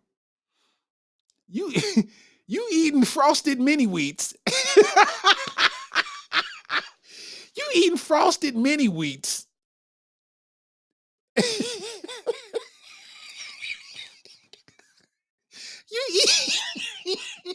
He should have knew better. Because when she was in there eating the cereal, she wasn't even eating it with a spoon. It wasn't even a spoon. She wasn't eating it with a fork. She was in there eating it with an egg whisk. Ah, yeah, she's a killer. She's a serial killer. She over eating cereal with an egg whisk. I be got. Yo. Oh, man. Oh. District Court judge makes $193,447. $193,447. Ma'am. She tripping. Listen, I'm gonna tell you something. All that judge had to do is use her common sense. You make pretty much $200,000 a year, which means you're living well, you're eating well, you're driving well, you're living good. If he don't want you, all you got to do is find you a man, give that man about $400, and he will break you off for the rest of your time existing on this here earth. There's somebody out there for you. It's somebody out there for you. You got $193,000 a year. That's $200,000. 2 years, $400,000. What are we talking about? And you got mad because somebody was breaking up. She shot this man in the head, bruh. As a judge, she shot this man in the head.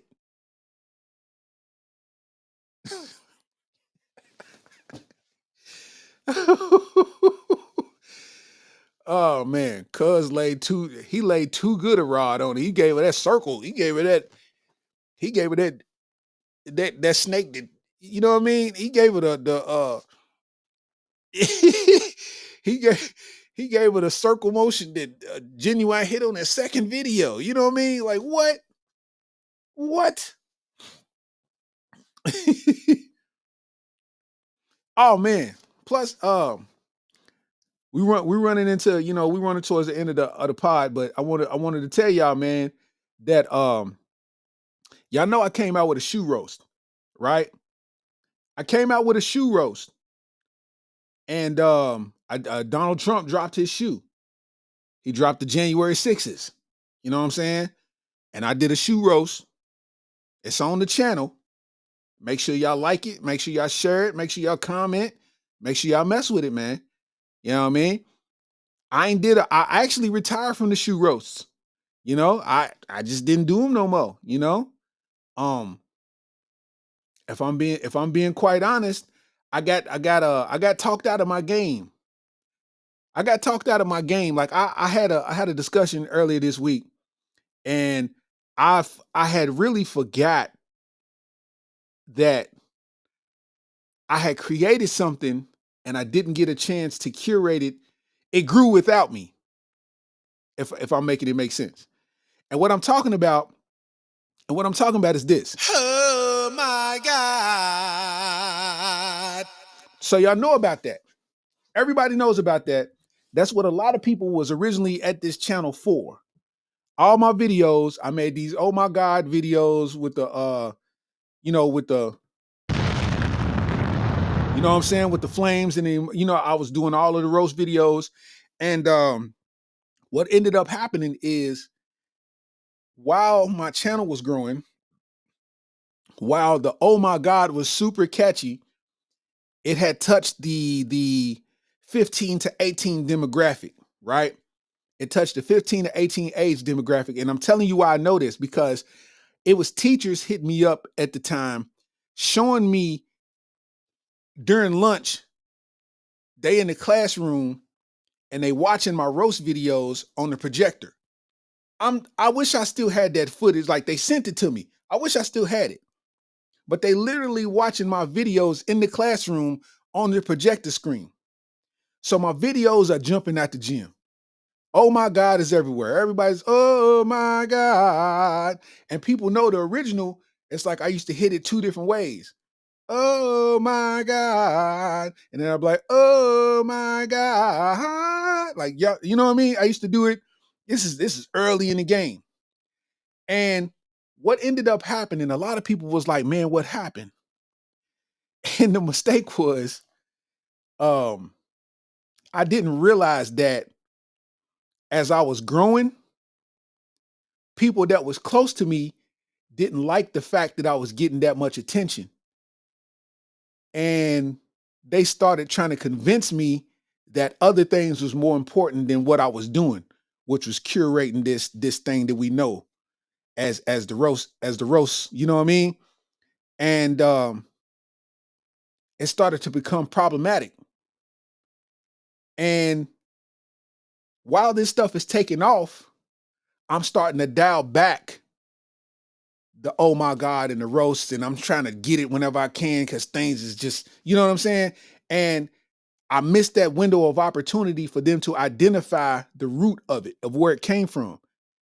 And a lot of people, like I've seen it on MTV, I've seen it on BET, I've seen it on talk shows, I've seen it on um I've seen it on Netflix, I've seen it on home repair shows.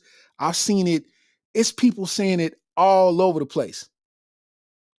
All over the place. And it's so weird to see because it's like nobody really knows where it came from. I didn't know what I had at the time. I didn't know that it was going to do that. I literally made that up in my driveway. Like I just pondered on it and I did it and I made it up. You know what I'm saying? Like I made it up in my driveway. You know what I'm saying? And I think I did a terrible job of making sure that people knew who was responsible for that. You know what I'm saying? Cuz it grew. It grew to the point where like shoe like customizer people, all of that was starting to follow me. NFL Network, like analysts on NFL Network was rocking with my videos, all that stuff, right? And I was listening to these people in my head telling me that you don't need to pay much attention to that as you do this. And I listened, not knowing that they seen the glow up happening and they wanted to minimize it. And they did because I never got a chance to let the people know where it came from. And I didn't really notice it until people now it's like, dog, that was you? Oh, hey, I didn't even know that was you. Like people didn't know that it was really me. And I'm surprised like you didn't know. I'm like, huh? Like people literally be hitting me with that. Like all them shoe roasts was you. And I'm like, because my face wasn't in none of my early videos. My face wasn't in none of my videos. It was just whatever I was roasting. That's all it was. So nobody knew. So I'm like, what do I do now? 2024. We out here, podcast, YouTube, Facebook, Instagram, Twitter, da da da da da. So I think I got to go on a campaign and let the people know where that sound came from. You know what I'm saying? Oh my God. Like I think I gotta, you know what I mean? And see, he said I always wanted you and SLV Sounds to do a shoe roast together. And that thing, man, is crazy because a lot of people's momentum was based off of consistency. And I got robbed of the chance to be consistent, not knowing that was somebody's plot to minimize what I was doing. I didn't know, you know what I mean? That's life. You learn, you know what I mean? And that's what it was, man. And I say all that to say that, that's a thing that's impossible to happen now. I can't be minimized. The only way you're gonna minimize me is, if you're a 67-year-old judge and I'm your boyfriend, and you shoot me in my head while I'm asleep and blame it on me. You know what I'm saying?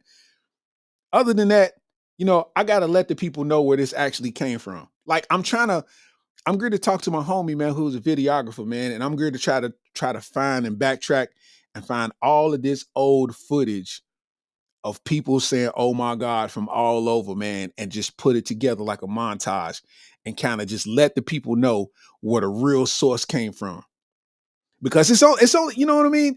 It's only a handful of people that know about that. Oh my God. Like they don't know about the high note. You got to point up when you do it. You know what I'm saying? It's only a few that the real true ones know about that. You know what I mean? He said the shoe roast and the NBA player roast are goated. Man, dog, I'm telling you, Mello, man, listen, man. It's so wild about the shoe roast and the NBA player roast, dog. Because I was so raw, bruh. I was just doing them, dog. It was just unconscious thought. Like these wasn't written roasts, fam. These are literally freestyle roasts.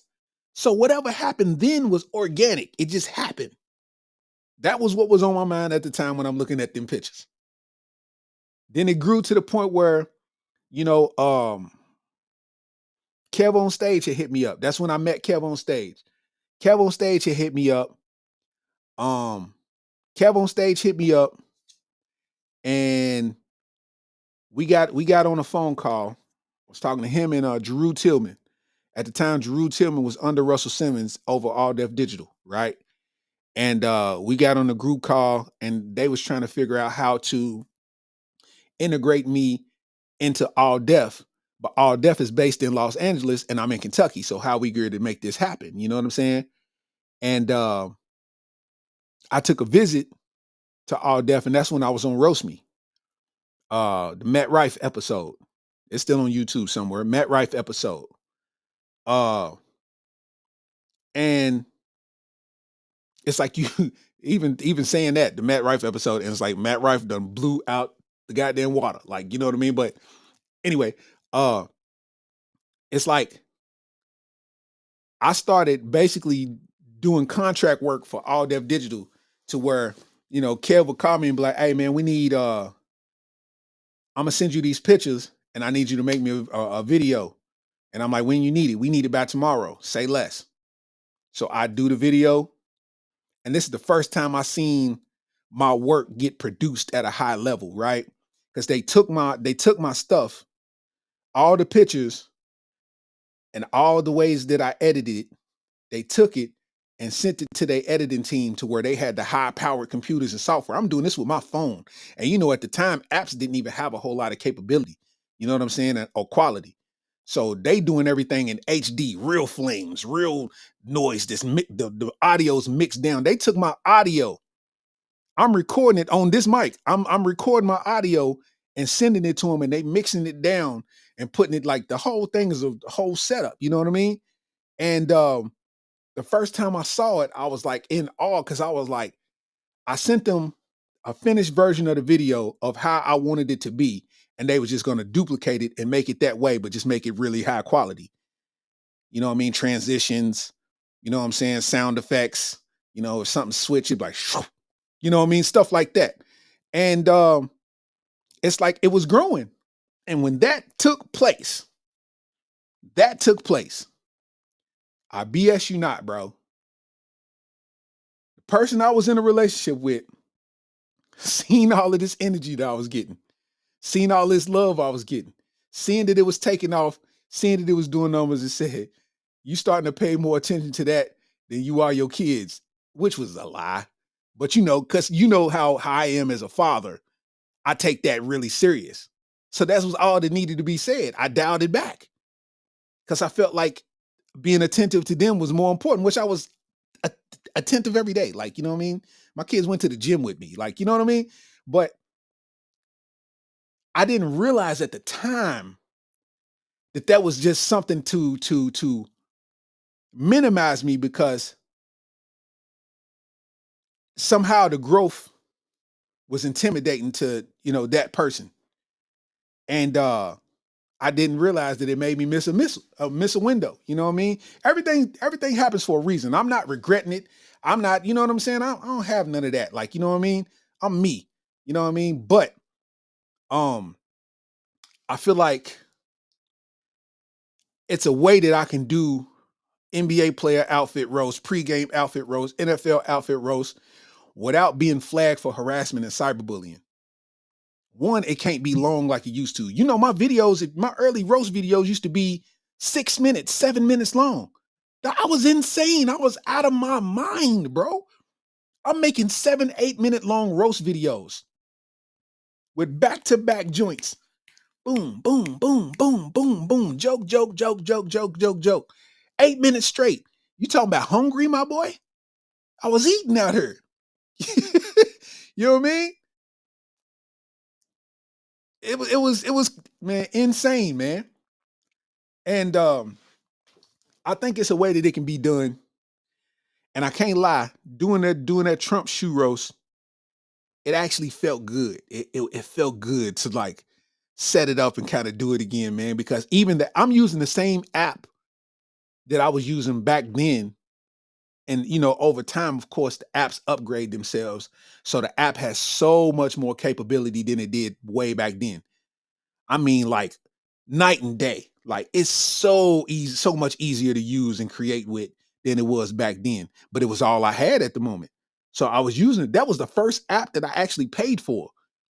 The app that I was editing with, you know what I mean? So it was, you know, basically, I say all that to say that my mission now Oh my God.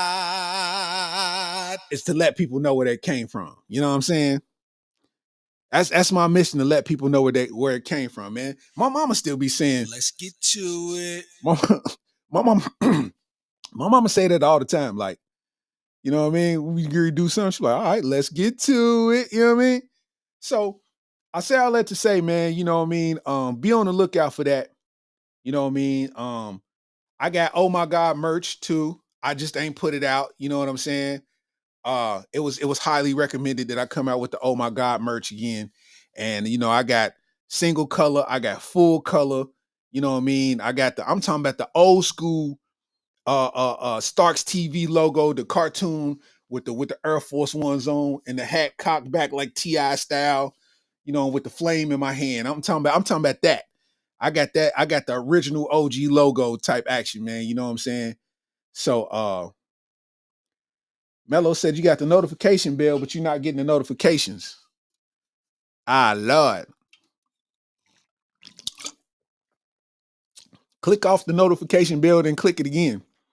I mean, that's all I can recommend. You know what I mean? Matter of fact, everybody should be clicking the notification bell. You know what I'm saying? Everybody should be clicking the notification bell. That way, you know, when I drop them, because I'll be trying to do a premiere. Like when I drop them, I try to premiere them, because with the premiere, it's a live feed. So you can comment live in the feed after you get the notification that the video is about to drop. You know what I'm saying? And it's like you can see it in real time, you know? And you know, that's what's popping. My YouTube channel just got monetized again. What? Probably about 20 days ago, 25 days ago. And my YouTube channel wasn't monetized for a whole year. All my old content was getting reported and they demonetized my channel because they deemed it cyberbullying and all that, man. So, you know, now it's time to trend in this direction. You know what I'm saying? And that's exactly what we're going to do. You know what I'm saying? More content on the way. They keep telling me to, you know, they're trying to push me towards doing shorts more. You know what I mean? So they want shorter form content. And you know, if you're gonna do long form content, it got to be in the form of this. You know what I mean? Podcasts and whatnot. You know what I mean? So, you know, that's what's cracking. You know, so I appreciate everybody rocking with me. You know what I'm saying? I appreciate, you know, all the people watching from way back, man. OG, know the videos, man, know the vibes. You know what I mean? I was talking that talk. You know what I mean? I was talking that talk, you know, like 8 years ago, 9, 10 years ago. You know what I mean? Talking that talk. And it's crazy, before anybody was, man, I was talking that talk, man. And it's everybody, when it comes to being what we deem as success, it's a mixture of luck and opportunity. You know what I'm saying? It's luck, preparation, and opportunity. You need luck to even be lucky enough to have that idea in your head at the time that you have the idea in front of the people who's hearing the idea that you have. You know what I mean? Preparation. If you're doing it and you're consistent at it, then you have a library built up, which means you prepared for whatever happens on the next level. Because if somebody discovers you off of your videos, then they're going to be interested in what else you have. And then they see you have a whole library, boom, subscription. I really rock with him. Let's watch a playlist of Starks videos. I've gotten videos of people at their house with a whole playlist of Starks on the YouTube while they got a party going on at the crib. How hard is that? That was one of the hardest things I ever seen. I'm like, bro, what? Hard. You know what I mean? Luck, preparation, opportunity. People start seeing your thing. You get an opportunity. You already prepared. It's go time. It ain't nothing but up from there. You know what I mean? So with that said, man, couple things. Realest Rare specials dropping soon. Waiting on the final edits, and we good to go. Realest Rare dropping soon. You know what I mean? More shoe roast popping. NBA player roast. All of that's back on the way. We taking it back to the OG levels, man.